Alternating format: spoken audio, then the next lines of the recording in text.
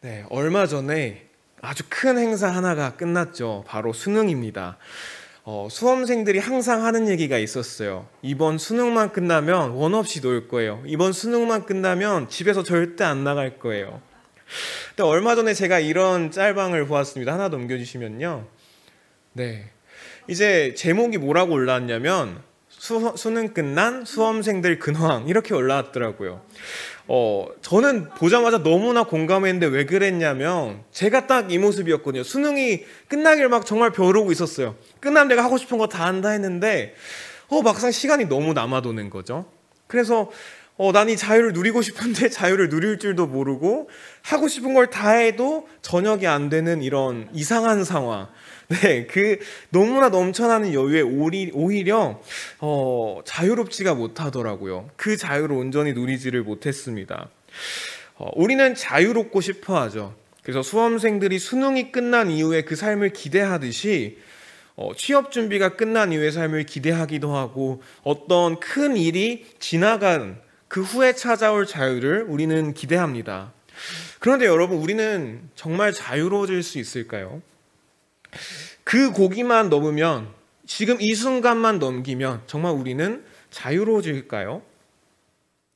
오늘 말씀에 등장하는 헤롯 왕은 헤롯 아그리파 1세라고 하는 왕입니다.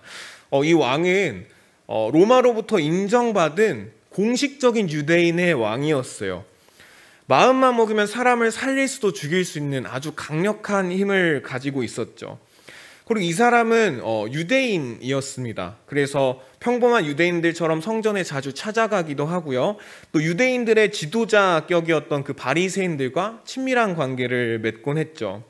그래서 이 헤롯 왕은 같은 유대인들에게는 굉장히 너그러운 편이었습니다. 그리고 자기의 힘을 유대인들의 그런 편의를 맞춰주기에 자주 사용하곤 했죠. 그러다 보니까 유대인들 입장에서는 너무나도 좋은 왕, 인기 있는 왕이 바로 이 헤롯 왕이었습니다. 그런데 이 헤롯 왕은 자기의 기준에서 벗어난 사람, 그런 사람들에게는 아주 가차없이 잔혹한 힘을 보여주고는 했습니다. 오늘 말씀에서는 이 강력한 힘을 가진 헤롯 왕에 대한 두 가지 반응을 발견할 수 있는데요. 하나는 교회의 반응이고 또 하나는 두로와 시돈의 반응입니다. 여러분은 너무나 강력한 힘을 만나면 어떻게 반응하시나요? 제가 교회에 있는 한 중고등부 친구한테 물어봤습니다. 야, 너는 골목길을 지나가는데 문신을 막 잔뜩 하고 몸전 형님들이 담배를 막 뻐끔뻐끔 피면서 어이 동생 와봐, 이러면 어떻게 할래? 했더니 하나같이 두 손을 공손히 모으고 고개 숙이고 따라가 보겠다고, 일단 무슨 말 하는지 드러나 보겠다고 하더라고요. 너무나 큰 힘을 만나면 우리의 반응이 딱 그렇게 나옵니다. 겸손해지죠. 수그리게 됩니다. 오늘 말씀에서 두로와 시돈이 그런 반응을 보였어요. 어떤 일 때문이었는지 모르겠는데 이 지방이 헤롯의 심기를 불편하게 만들어 버렸습니다. 헤롯은 자기가 가진 그 강력한 힘을 곧바로 발휘하는데요. 예루살렘에서 이 두로와 시돈 지방으로 향하는 식량들을 다 끊어버립니다. 근데 이게 굉장히 치명적이었던 게 두로와 시돈 지방은 대부분의 식량을 이 예루살렘에서 사오는 것으로 의존하고 있었기 때문에 바로 식량난이 찾아오는 정말 재앙 같은 상황이 일어나게 된 것이었죠. 당장 먹고 사는 일에 문제가 생기니까 이 사람들이 고개를 숙일 수밖에 없습니다. 그래서 사절단을 즉시 보내서 화해를 요청하죠. 그래서 헤롯은 이제 화해를 받아들이는데, 근데 여러분, 헤롯의 입장을 생각해 보면 자긴 철저히 슈퍼갑입니다. 내가 식량을 주지 않으면 굶어 죽는 저 두로와 시돈. 근데 그 사람들이 나한테 머리를 조아리면서 뭔지 모르겠지만 잘못했습니다, 우리 다시 한번 잘해봅시다 하니까 헤롯의 기분이 어땠을까요? 굉장히 어깨가 올라와 있었겠죠. 그래, 내가 한번 가준다. 굉장히 의기양양하게 기세등등하게 이 지방으로 갔을 것입니다. 거기서 하는 말이 뭐였을까요? 정말 진심 어린 화해를 했을까요? 여러분, 우리 다시 잘 해봅시다, 이러기보다는 여러분 제가 마음이 좀 상했었지만 뭐 이거 있고, 근데 여러분 뭐 박수소리가 좀 작네 이러면서 굉장히 자기 비위를 맞추라고 대놓고 어필을 하지 않았을까 한번 상상해 봅니다. 그런데 드로아 시돈 지방 사람들은 그 모습이 아무리 꼴보기 싫어도 아무리 재수 없어도 그렇게 비위를 맞출 수밖에 없는 상황인 거죠. 당장 자기 먹고 살 그게 문제가 되니까.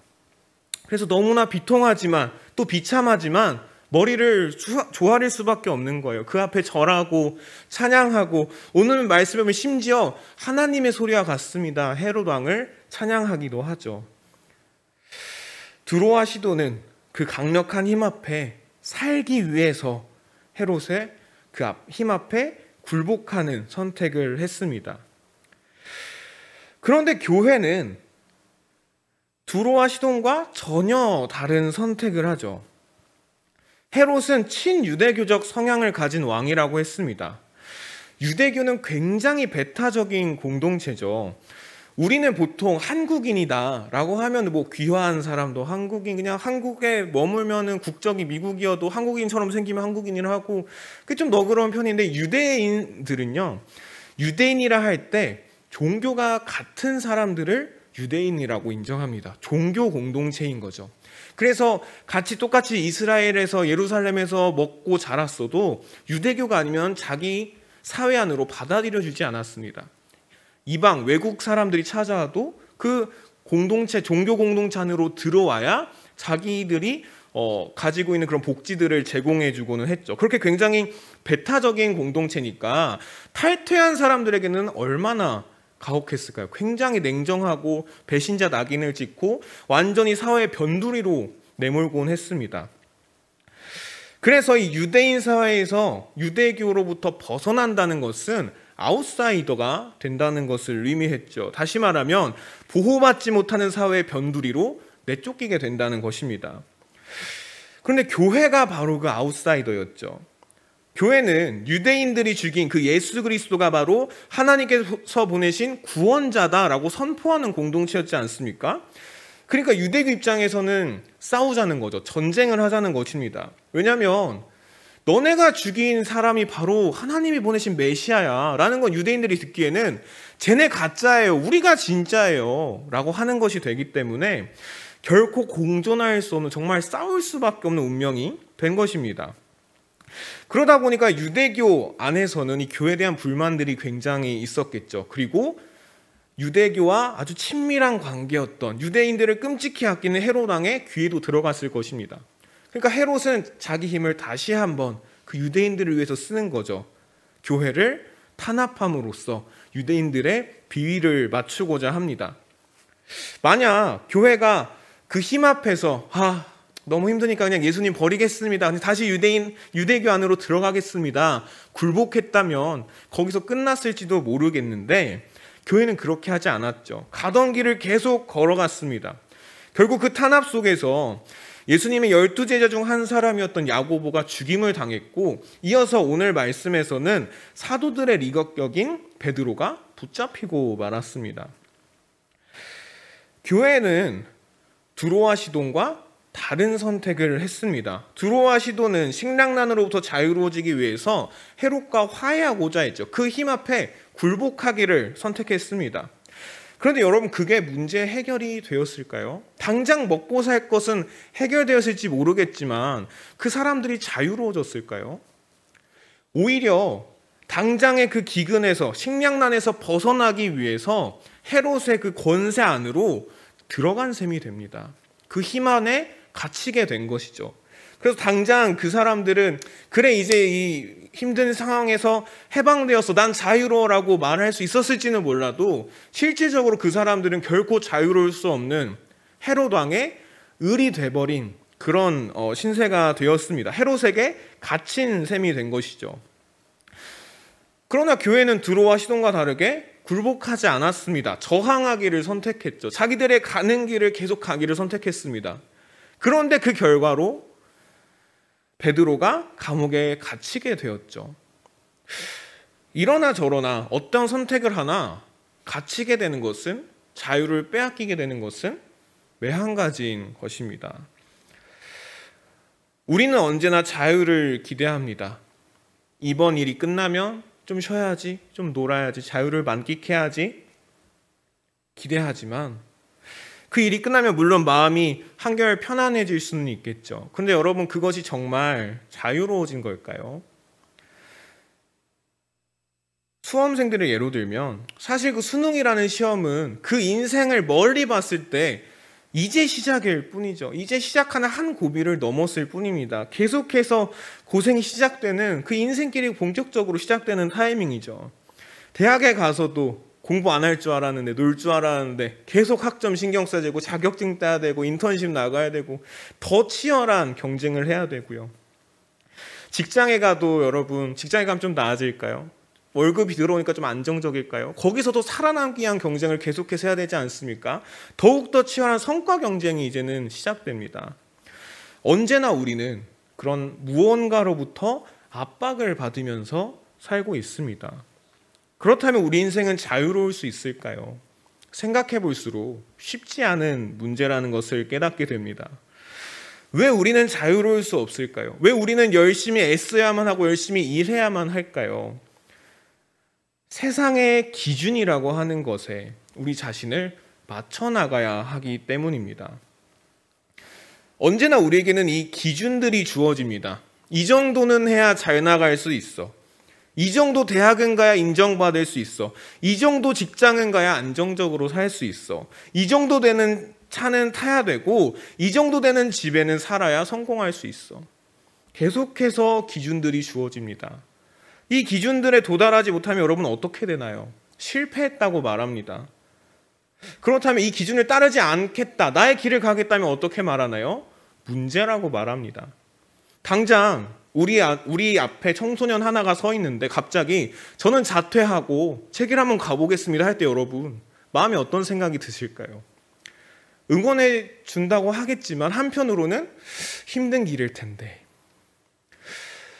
나중에 후회할 수도 있을 텐데, 우리 안에 너무나 자연스럽게도 불편한 마음이 들게 됩니다. 우리가 살아가는 이 세상에는 이렇게 우리를 어떤 틀에 가두려고 하는 기준들이 계속해서 주어집니다. 이것들의 힘은 너무나 막강하고 강력하죠. 오늘 말씀 속에서 베드로가 헤롯과 유대인들에 의해서 무기력하게 붙잡히게 되었던 것처럼 우리도 이 기준들 앞에서는 무력하게 갇히게 될 뿐입니다. 우리는 진정 자유로워질 수 없는 걸까요? 이제 붙잡힌 베드로가 어떻게 되는지 한번 살펴보려고 합니다. 베드로는 이 감옥에서 생을 마감하게 될까요? 아니면 또 다른 예상하지 못한 일이 일어날까요? 이제 내일이면 베드로가 처형대에 오르는 날입니다. 그런데 아무런 일도 일어나지 않아요. 여전히 베드로는 감옥에 묶여 있습니다. 여전히 그의 주변에는 군인들이 지키고 서 있습니다. 그렇게 마지막 밤이 찾아왔어요. 베드로가 잠들어 있는데 갑자기 누군가 베드로를 깨웁니다. 그래서 베드로가 일어나 보니까 묶여있던 사슬이 풀리고, 그래서 그 사람이 얼른 옷 챙겨서 신발 챙겨서 나가자고 해요. 감옥 문이 열리고, 근데 그렇게 나가는데 지키고 있는 군인들이 아무도 제재하지 않고 멈춰 세우지 않고 그렇게 한 관문 한 관문 넘어서 그 감옥을 빠져나오기에 이릅니다.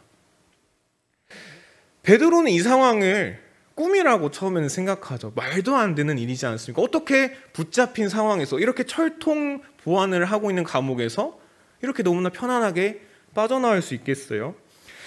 그런데 안전한 곳까지 빠져나오니까 베드로 이끌던 그 사람이 사라집니다. 그제서야 베드로는 깨닫죠. 하나님의 천사가 나를 구해주었구나. 베드로가 꿈이라고 생각했던 그 현장은 꿈이 아니라 하나님의 구원의 현장이었습니다. 누가복음 4장 18절 19절에서 예수님께서는 이렇게 말씀하십니다. 주님의 영이 내게 내리셨다. 주님께서 내게 기름을 부으셔서 가난한 자에게 기쁜 소식을 전하게 하셨다. 주님께서 나를 보내셔서 포로된 사람들에게 해방을 선포하고 눈먼 사람들에게 눈뜸을 선포하고 억눌린 사람들을 풀어주고 주님의 은혜의 해를 선포하게 하셨다. 이것이 바로 예수님 자신이 이 땅 가운데 오신 이유다. 그렇게 말씀하십니다. 포로된 사람들에게 해방을 선포하기 위해, 억눌린 사람들을 풀어주기 위해 우리 가운데 오셨다는 것이죠. 그런데 생각해보면 예수님도 오늘 말씀 속 베드로처럼 자유를 빼앗기셨습니다. 세상은 찾아온 예수님을 거절했고요, 붙잡아서 고문했고요, 십자가에 매달아서 죽게 했습니다. 다시 말하면 그 죽음 속에 예수님을 영원히 가두고자 한 것이었죠. 그런데 예수님은 거기에 갇혀 계시지 않았습니다. 다시 살아나셨고 죽음으로부터 자유로워지셨습니다. 우리가 읽은 이 말씀처럼 포로가 되었고 억눌리셨던 예수님께서 자유로워진 것입니다. 오늘 말씀 속 유대인들과 헤롯 왕이라는 거대한 힘은, 다시 말하면 세상은 우리를 가두고자 합니다. 기준이라는 이름의 강력한 힘으로 우리를 그들이 만든 틀 안에, 시스템 안에 가두려고 하죠. 우리는 그 힘으로부터 벗어나기가 참으로 어렵습니다. 그래서 우리는 두로와 시돈처럼 그 힘에 굴복해서 스스로 거기에 갇히던지, 교회처럼 저항하려고 하다가 실패와 문제라는 또 다른 틀에 갇히던지, 둘 중 하나, 결국엔 자유로울 수 없는 운명을 향하게 되죠. 그런데 오늘 말씀에서 우리는 세상이 가두지 못하는 한 가지를 발견할 수 있습니다. 바로 하나님의 구원이라는 하나님의 꿈입니다. 유대인들이, 헤롯 왕이 그리스도인들을 감옥에 가둘 수 있었을지는 모릅니다.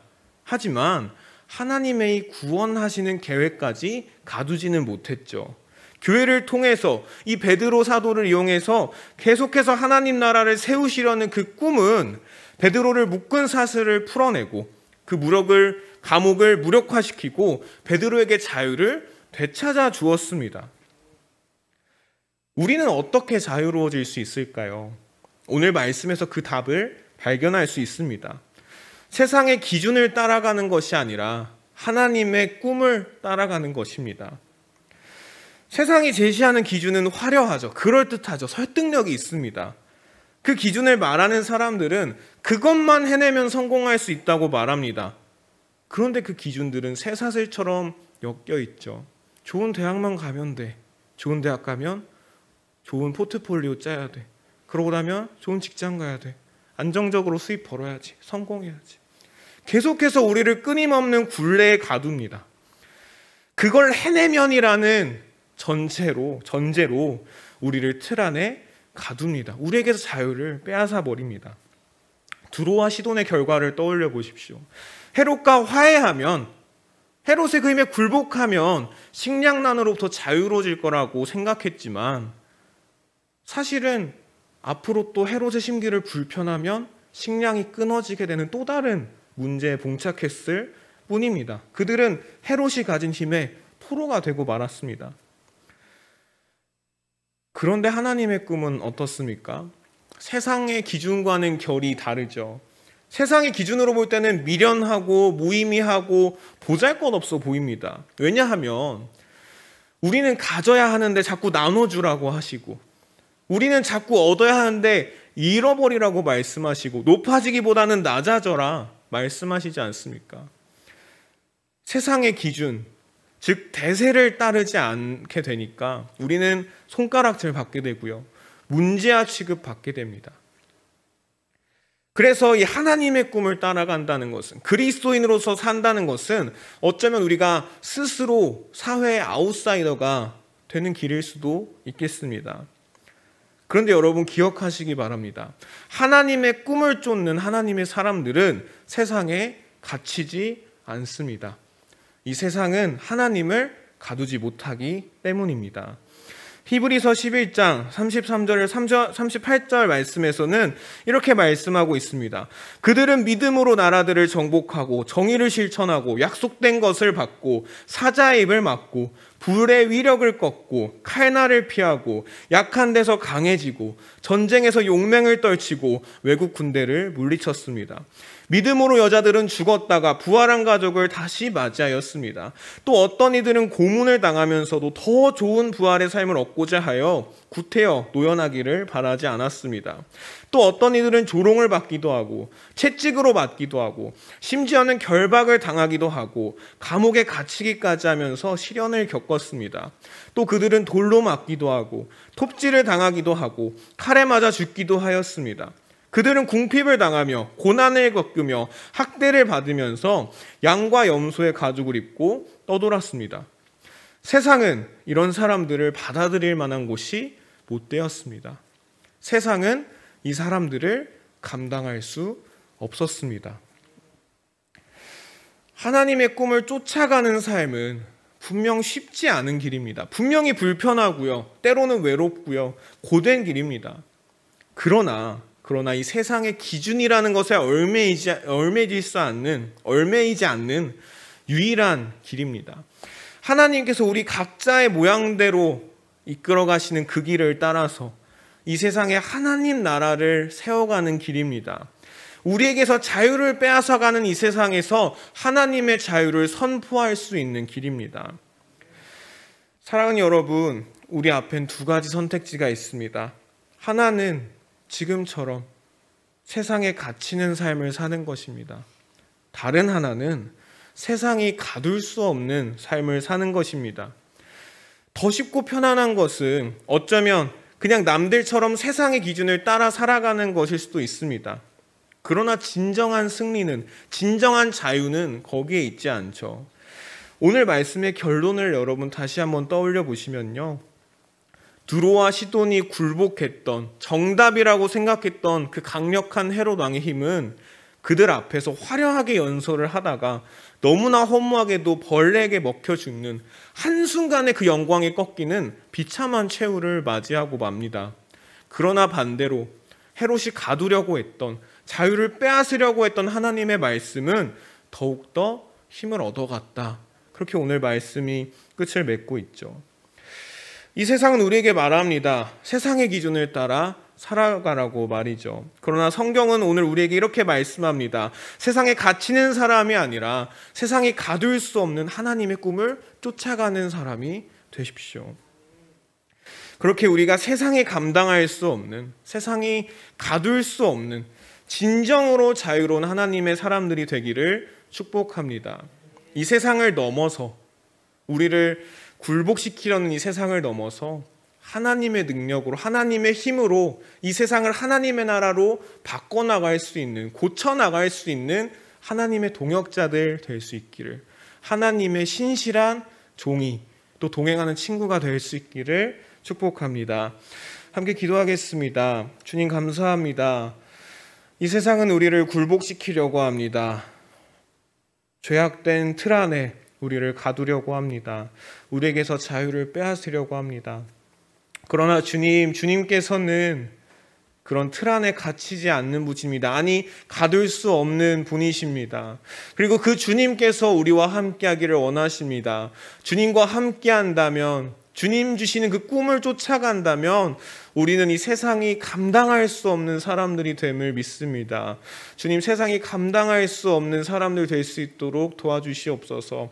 이 세상에 눌려 사는 것이 아니라, 이 세상에 갇혀 사는 것이 아니라 주님 안에서 자유롭게 이 세상에 얽매이지 않고 이 세상 가운데 주님의 나라를 세워나고 주님의 정의를 실천하고 주님의 자유를 선포하는 참 주님의 백성들로 살아갈 수 있도록 주님 도와주시옵소서. 사랑하는 예수님 이름으로 기도드립니다.